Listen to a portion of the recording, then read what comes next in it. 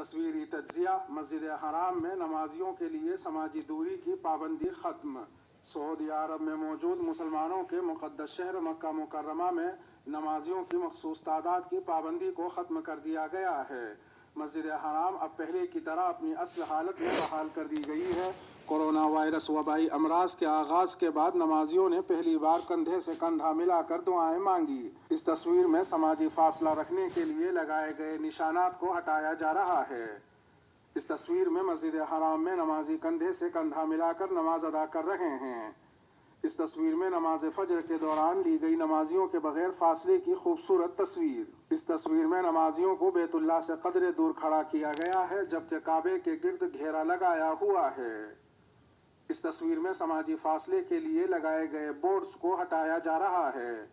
ادھر دوسری طرف مسجد حرام کے مکمل کھل جانے اور نمازیوں کے درمیان فاصلے کے ختم کیے جانے پر معروف عالم دین مفتی محمد تقی عثمانی صاحب نے micro blogging website Twitter پر امت مسلمہ کو مبارکباد دی ہے۔